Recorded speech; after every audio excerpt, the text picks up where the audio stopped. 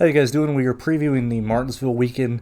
In this video here, we'll be talking trucks, Xfinity, and the Cup Series. Now, since I've been running around, I haven't been able to watch the truck race or the Xfinity Series race from Homestead. So the contest review that I normally do, that'll most likely be made on Thursday once I'm able to watch through all these races and then go through and get all the context needed for what happened to people in the back of the field and how the contest was playing out and stuff like that. So that's why we're getting a preview video this early in the week.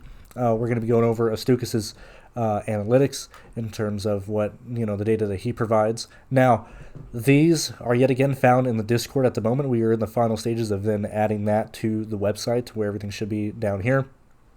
But the lap analyzer and the contest review are live. So thank you for Astukas and Goldie and everybody who played, and Griffin, everybody who played a part in getting that live on the website. Now, yet again, if you want access to that, you can get that through the NASCAR package. The NASCAR and all the stuff is included in, our core, and then obviously everything we have with SaberSim.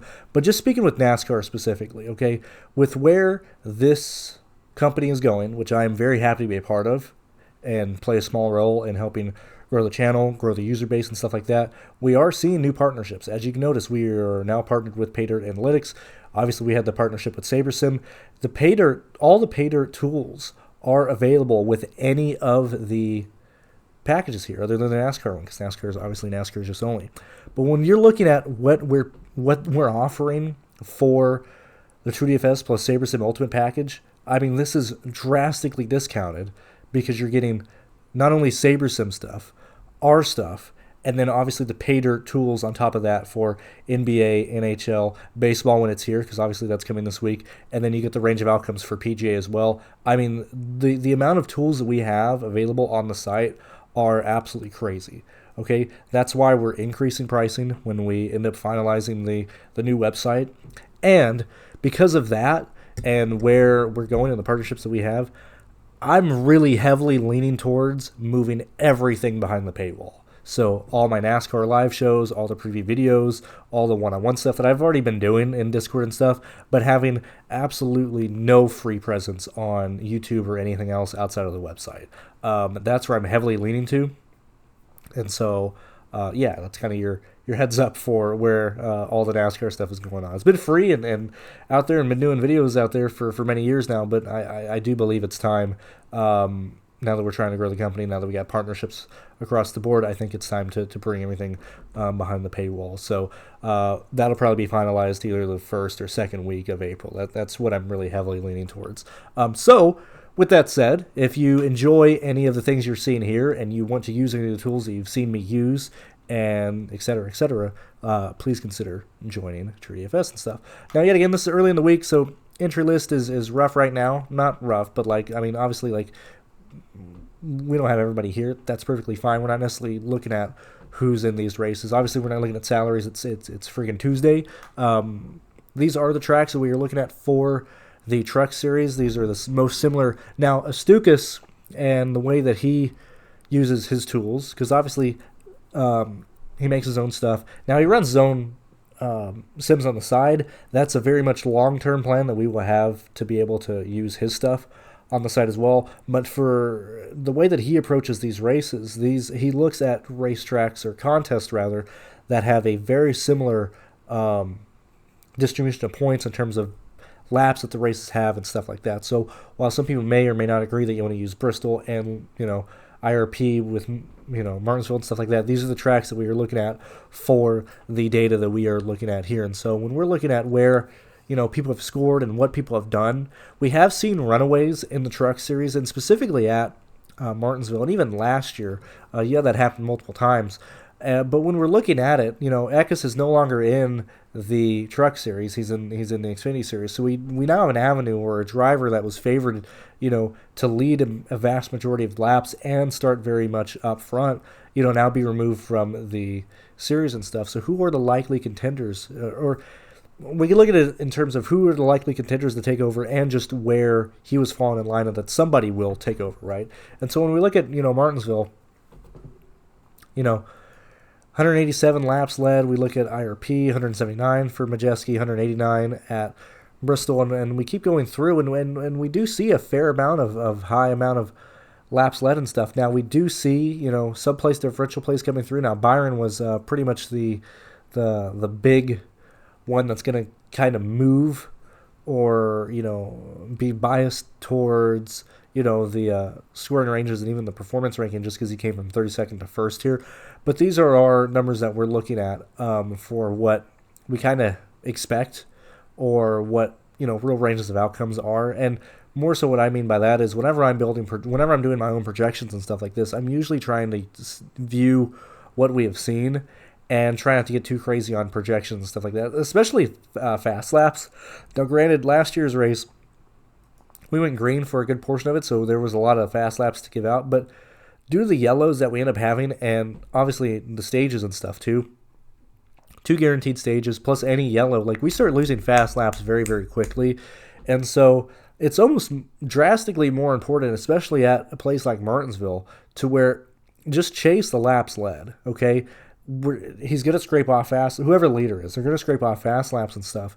But specifically with the amount of cautions that we might see with everything that goes on in the Truck Series, I mean, I am absolutely prioritizing getting the laps led correctly, not only from a projection standpoint, but, when we're eyeing where or what an expected leader or a race winner is expected to do, we then see, where everybody's starting. Like if you're starting in the front 2 rows, a real chance you're going to have a really good car and able to stay up front and maintain control of the race. We very really, as I said, outside of Lane Riggs and Byron, when we're and even, we're using Mid-Ohio and stuff too. Really, outside of these 2 drivers driving through the field who just had outstanding cars, we are looking at, specifically if you're not in the top 4, you're not expected to be, I was going to say a high-scoring driver. One of the guys who actually, kills the field in terms of laps led and fast lap. We look at the scoring ranges for here. And obviously, as I said, if you want to look at this in more detail, maybe I'm going too fast for you or my, my camera's blocking, whatever you want to look at, you can get it through the Discord and go through on your own and find whatever you want to look at and stuff here. What I'm really wanting to look at is the, fast laps by finishing position. As I said, now granted we've had a max of 87, but really, when we think of, short tracks, you think of the amount of laps that these races have and what, that means from a DFS perspective. And for Cup, I mean, that's a huge amount, right? But when we're looking at the Truck Series and the amount of yellows that we can have, I mean, really, your fastest, you're the guy who has the most amount of fast laps, you're not really going to have that big amount. I mean, these aren't drastically crazy numbers, and that's due to the fact that we have so many yellows and so on and so forth and stuff. That's why laps led are way more important to chase. And really, outside of, outside of certain races, it's going to be 2 people kind of running away with the field here. Yet again, going back to looking at these scores, I mean, if a race is 200 laps and you lead, anywhere over 100, your secondary guy is probably going to be in the 50 to 40 ranges, if not less and stuff. So you absolutely need a lap leader. Like that is absolutely the priority. And then we're prioritizing place differential past that, because when we're looking at what the field is doing in terms of, starting and finishing, we're not really seeing a lot of changes in, really anywhere from like 5th to 12th, okay, because that's kind of where those guys are going to be at, We find place differential by someone messing up Q lap, maybe you fuck up turn 4, ending Q lap number 1, and so you kill your first lap, and then you have a bad exit out of 4, then you're basically killing lap 2, and so you would end up having somebody who starts in the back of the field just because they had a bad Q time, or whatever the case may be. And then you also have the variance of who's involved in crashes, who's moved through the field and whatnot and stuff here. And so when we're looking at the, the big amount of place differential here, obviously, like, duh, right? You want to play the good guys who start in the back. But even past that, you start looking at, what GMS was able to do. Obviously, GMS isn't here, but we see what McAnally was able to do with Garcia. We see, some Thor Sport cars back here. So basically, expecting who to chase after who might potentially start in the back of the field. Obviously, it's Nice, Thor Sport, obviously, Tricon if people run into issues and stuff here. But it's really prioritizing getting the leader, right, whoever has the fastest guy in practice and who most likely qualifies up front, and then solidifying guys who are able to, you know, really pass through the field in the back half of the field, because we're seeing that, you know, as we've looked at other tracks, typically the bell curve is a lot more standardized, or at least much more even. Here, in terms of the chaos that we have at the short tracks and stuff, most people are going to gain positions in some form or fashion. Now, whether it be, you know, gaining 21 or whatever, but most people are going to be in the line of gaining, you know, 2 or 3 positions here for the most part. It's going to be very, very, and even like losing positions here, like we see that most people are going to probably lose 3 to 4, if not, you know, more. And place differential is probably going to be just given to more people. But I mean, even when we're looking at the back of the field, now granted, you know, this is, you know, place differential of 1, 2, whatever, right? But if you're starting last, right, if you're in a Rayum truck, even if you go 4 or 5 laps down and somebody wrecks out, you're gaining those 2 positions and stuff like that. So place differential is going to be much more important at a race like this, you know, just hoping that carnage, you know, helps you out and stuff like that. We look at the starting position, and this is kind of, you know, what I was talking about here. You start in the back of the field, and you're pretty much guaranteed to just gain some positions here, and you know, you really don't start, you know, running into an issue of where you're not getting positions anywhere from, like, you know, 5th to, you know, 12th, like I said. So the people that we're going to really like this weekend are obviously your main lap leader, you know, any good guys who qualify in the back or whatever, and then obviously the guys really from 21st to, you know, 30th, because they're not the true back markers, but people who can drive through the field. We then look at the biggest movers here. Actually, we'll do it just by a place differential here. And we see that this is yet again, you know, reiterated by the amount of teams that we see here. Like, there's no bad teams gain a ton of positions and everything. These are your biggest PD plays, whether they were up or down in these races here. We look at the scoring ranges for DraftKings. I mean, obviously, you know, your main lap leader, his points are kind of irrelevant, you know, because he's going to be your main lap leader, your race winner. Doesn't really matter what his projection is. We're not really focused on that aspect of these contests, or specifically this race here, because if we're playing pole sitter 1, we need him to run away with the race, right? If you're playing the guy starting second, third, whatever. But what really gets interesting is once you start going down and you start seeing where people are at, like we're having medians for, you know, pretty much 50s, if not high 40s for your first 5 guys. We start going down and we're still seeing, you know, 45 and stuff. So yet again, when we're looking at potential upside of drivers in these races, okay, if we can't realistically see somebody in the back of the field getting like 35 points, like, we really can't use them. You know, we need guys that we are expecting, or could at least see people scoring 40 points. And what that means is lap leaders and or top 10 finishers who are, you know, gaining positions either from the teens and then finishing top 10, or place differential plays from the 20s, okay? We look at how much, you know, finishing position is actually, you know, playing a role in this, and this actually, I might be, you know, speaking out of turn here, to where your place differential, you know, now again, these are, you know, it could be your main lap leader. Obviously, he's not going to lose, or he's not going to gain a ton of place differential and stuff, but still, might want to focus on finishers more, actually. I might be speaking way out of turn here, at least based on the data performed here. We look at the, you know, the top fantasy scores in these races here. This is why, you know, the projections are kind of irrelevant, because once you get past like 80 or whatever, you're kind of locked in and stuff. But we're looking at here in terms of, I mainly want to look really fast at what they were able to do if they didn't lead. So this is for 36 to second all the way there, 28 to third, 39 to 8th, 35th, 27th. So might have to focus a lot more on the finishing position, probably more than I was thinking of. Because, like, whenever I envision building, right, I would assume that the most expensive guys are going to start up front. So you take like a 10K guy, right? Then you take like the 6K in the value range, whether it be, now yet again, we don't have salary right now, and this is Tuesday.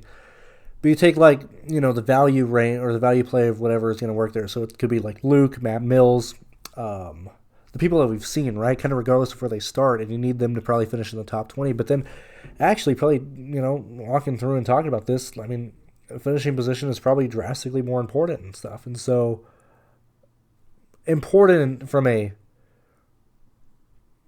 numbers perspective. Obviously, anybody can get wrecked out. Maybe I'm more cautious or concerned about people being wrecked out and stuff, but the data is showing that finish position is drastically more important than place difference or anything like that. And so could be a situation where you're playing, the Tricon cars finishing low top 10, high teens, finishing position, Thor Sport, Mac and Alley cars, whatever the case may be. And I mean, anyway, we just kind of, go through and kind of review and talk and stuff like that. As I said, William Byron and Lane Riggs' performances at Gateway and William Byron at Martinsville, I believe, it's going to be the highest one here just because those guys, it was just one lap or one race sample size. Excuse me. Hold on. Sorry, I started yawning there. But what I really want to look at is if we're focusing more on, driver performance, and we're looking at the people who are, maintaining a position inside the top 10 and where they're running, even the speed ranks too, we're noticing that it's just good guys, right? Like play the good guys. We don't need to be playing bad teams, bad players, etc., etc. And I mean, there's a lot of people on here. 1, 2, 3, 4, 5, 6, 7, 8, 9, 10, 11, 12, 13, 14, 15, 16, 17, 18, 19. 19 drivers on here. The field is, 32 this week? Somewhere around there. Maybe, might be a little bit more. These are the drivers you probably want to focus on, okay? Regardless if they start in the back of the field, like, play the good guys, right? We look at team performance. Obviously, it's going to be very, very heavy towards, obviously, the good teams and stuff like that. You look at where these individual drivers have performed at these races here. Like, just play the good guys, We don't really need to go too far into that. Obviously, who are the good teams? The people who look good in the speed ranking. Obviously, if you're farther left, that's good. If you're farther right, that's bad. So that's going to go. And then just really fast, this is how everything's being used on these and stuff here. So anyway, that's the preview for the Truck Series. We look at the Xfinity Series, and I'm going to say, we'll look at the tracks that are being used for this for these data points really fast here.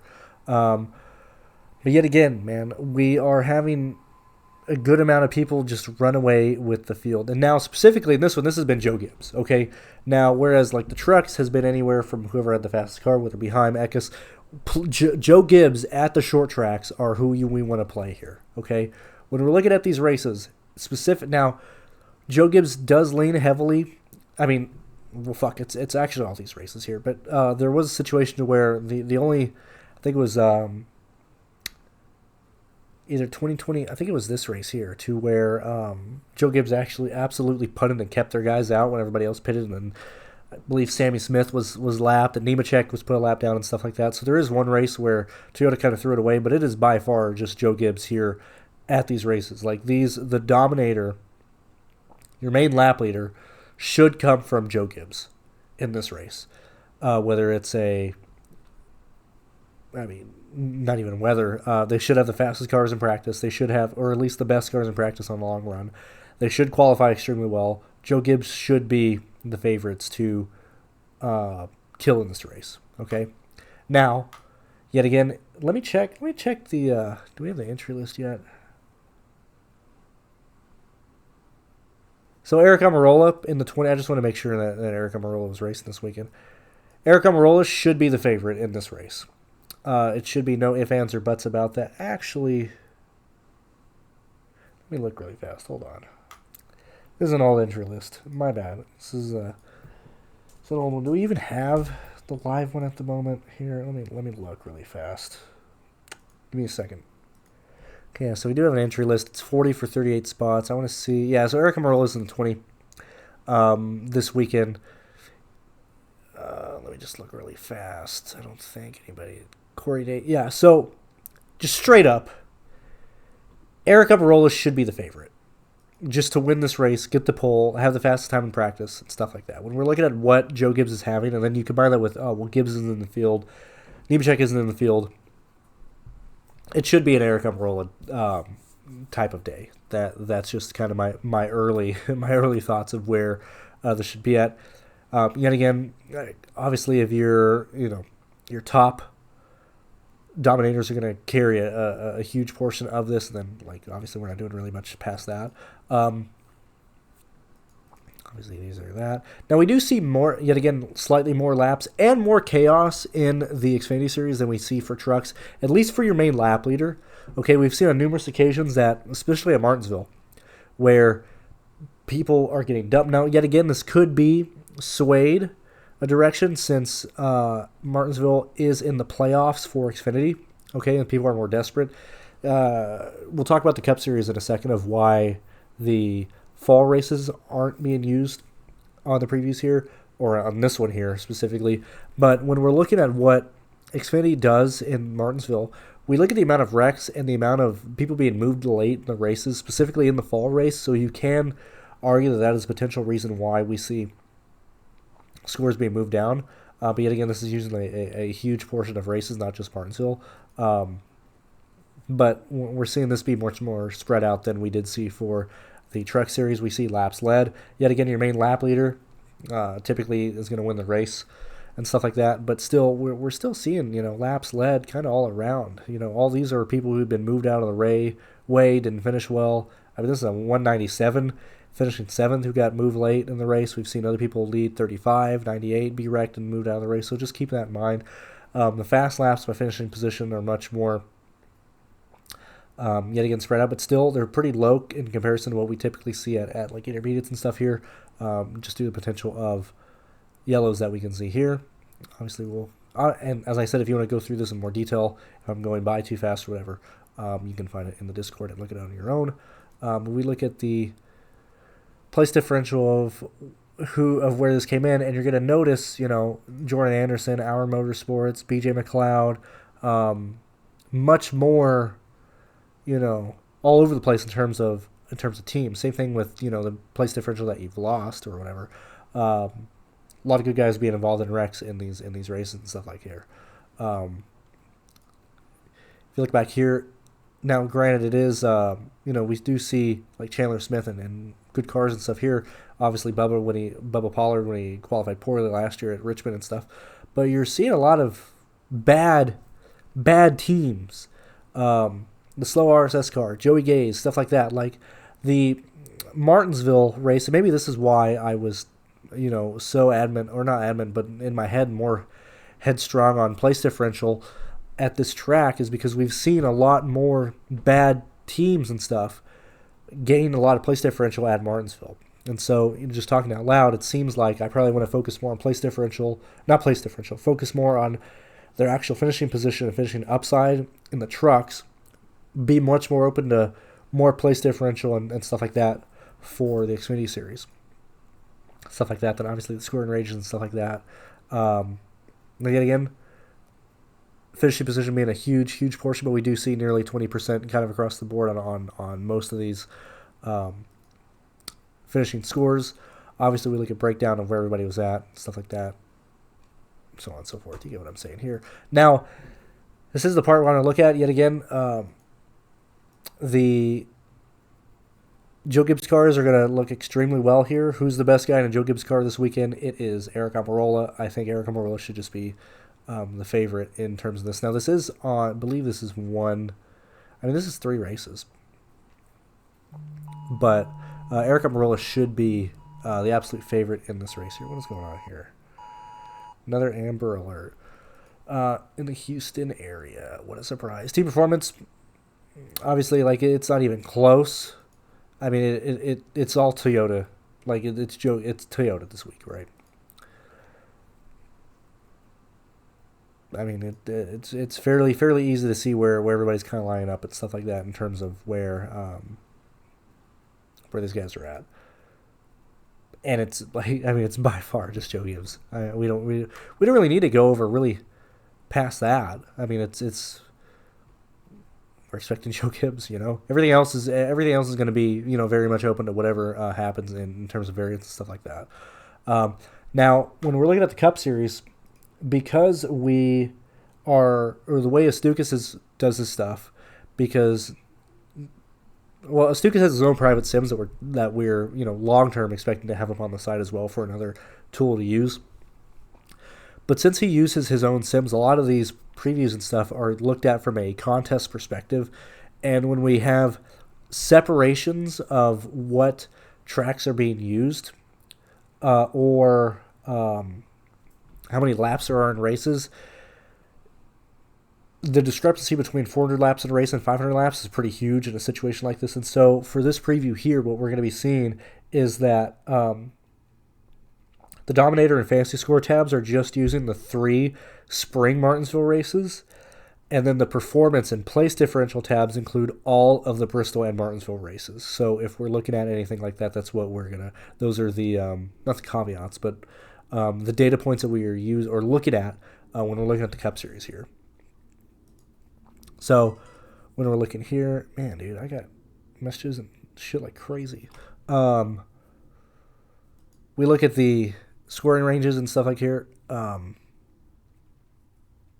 at these Martinsville races, and really from a setting up a setting up a projection standpoint. I am looking forward to this race here. We aren't necessarily seeing a ton of runaways, because for the most part, we're having people pit at different times. We're seeing strategies and really play a role of where people are leading stuff. And so really outside of the 2022 races, now yet again, I'm perfectly okay looking more at races from a lap leader perspective in terms of them leading, anywhere from 80 to probably like 120 laps. I don't necessarily know if I want to look at a flat-out runaway type of race. Also, shout out to William Byron winning this one here. I don't know if you can see it, since I don't really show the other part of my room, but way up there are my diecast and stuff from wins and stuff. And this William Byron win is one of my diecasts up there, because that was one of the first short tracks that I actually performed well at. Anyway, in terms of ranges here, this is what we're looking at here. Now, what I'm really wanting to look at is the laps led by finishing position. We're seeing laps led. I mean, really, what I would look at is spread out. Now, granted, this is a lot of situations where a major lap leader, sped on pit lane, lost, positions, stuff like that. But it's not too bad. Fast laps spread out all around. So really, from a scoring range perspective and stuff like that, I think everybody can pretty much be projected for anywhere between like 5 to 15 fast laps in a race. Okay, so obviously that's going to make. Yet again, obviously, if you're finishing last, it's because you're fucking slow. But if you have a real like top 24 upside, I think you have to be projected for like 5 fast laps and stuff, due to just how fast you are, due to where traffic is. Once the leader catches traffic, they no longer get the fast laps and stuff like that, and fast laps can be given to really any position and stuff like that. So fast laps are going to be pretty spread out this weekend here. Yet again, place differential. I know we have 2 big ones here. It's Larson and Hamlin coming back from the field at Bristol and Martinsville. But really, anybody can work here, really, due to chaos that we see in the races here at Martinsville, people being involved in wrecks, or the case may be, so on and so forth. But the main thing we're focusing on is trying to nail the main lap leaders. Like, obviously, that's like first and foremost the most crucial thing of any of these races here. Focus on nailing the lap leaders. Like, that is the most important thing here. Change my starting position. Not as drastically wild as you would think, or you might envision, but not too bad. We look at the biggest movers and stuff here, and a lot of it is more so people being wrecked out and losing a ton of positions here. And we've had a lot of people, like Truex really fucked a lot of people last year when he started first, and then I believe he sped on pit lane after he led part of the race and finished 23rd. Eric Amarola I forgot what Eric did in this race here. I forgot what happened at this I forgot what happened at this Bristol race 2022. Anyway, there's that.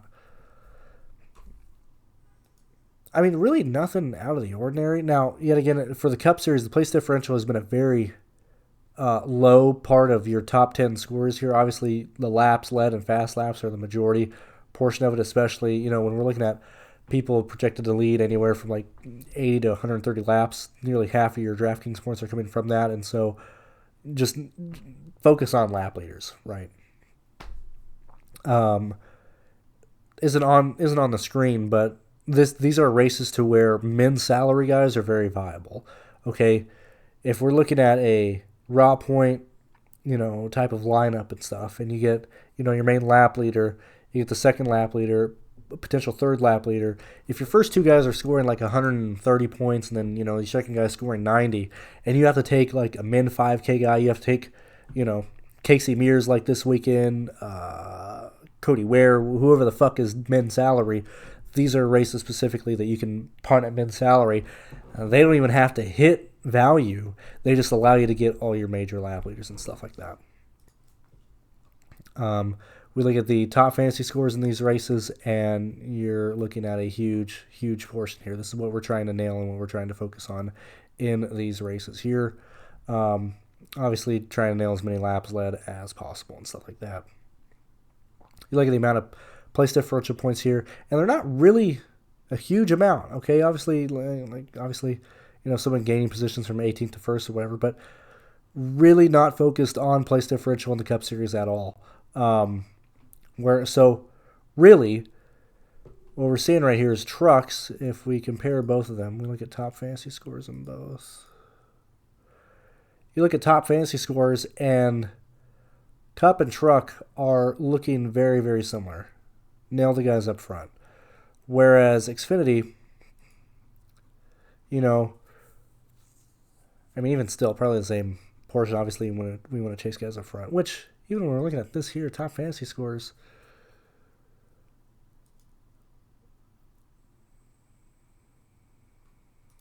I could just be talking out of my ass here, dude.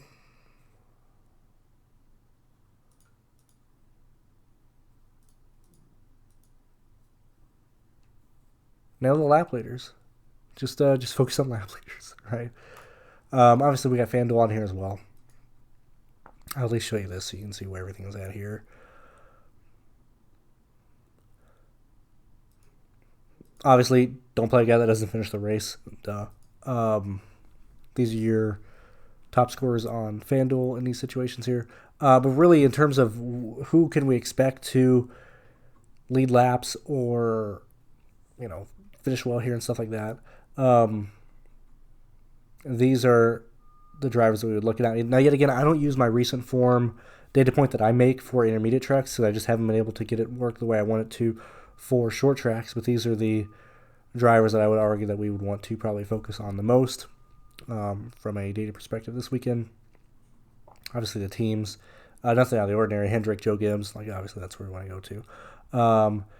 These are the drivers who have performed the best in terms of dominator points distribution by the drivers and stuff like that. Obviously, the FanDuel guys.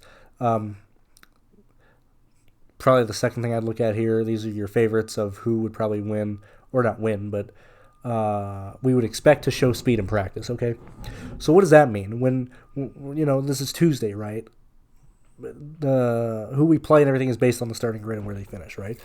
But if we get somebody who isn't showing the greatest amount of speed, I haven't moved it back. Oh, no, dude. No. Oh, no. I haven't been showing the screen. Oh, good thing you can get through Discord and look at it on your own. Damn, I really don't want to record that. I think it was just the Cup Series that I've been going through. We'll just kind of bang through everything so you can pause and look at stuff as we go through. Yet again, if you want to look at it in more detail, you can go through and get it on the Discord and look at it in your own time. Especially now it's the Cup Series, since I fucked that up and didn't show it on screen. Even better. Anyway, what I was saying is these drivers here are the people that I would expect to show speed in practice. that I expect to qualify well. If we have like one-offs, so this is what I mean. Like if McDowell qualifies well, if Dillon qualifies well, like I'm not gonna have interest in them because they don't show the speed that I want from other guys. Like I'd be very skeptical, and I would then need to see not only a good Q lap but a good practice lap, and then even like I would then be skeptical on what he can do in a race. Like these are the drivers that I would want to focus on. Same thing here. Like these are the drivers that we're focusing on and stuff. Obviously, Hendrick, Joe Gibbs, and Penske are the main favorites entering this week and entering the short track packages and stuff like that. I do believe that's it. I mean, I'm just kind of going over data. We're not really talking about any specific drivers. We're just talking about the data that is shown between the contests and stuff that have a similar amount of points, the Bristol races, the Martinsville races, and stuff like that. Just because these are the only race now.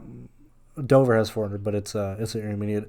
But in terms of a contest perspective, Martinsville and Bristol are the two most similar in terms of a DraftKings, contest 1-to-1 with the amount of laps they offer and stuff like that. Do you believe that's it? Obviously, we'll talk more on Friday, Saturday, and Sunday in the live shows for the series. As I said, really heavily leaning towards moving everything behind the paywall, which is probably where I'm going to end up going. Really past that, thank you for watching, and I will see you guys next time. Sorry I got distracted trying to show off my stupid William Byron diecast. That's why I don't move the camera. That's why I don't move shit. I'll talk to you guys later.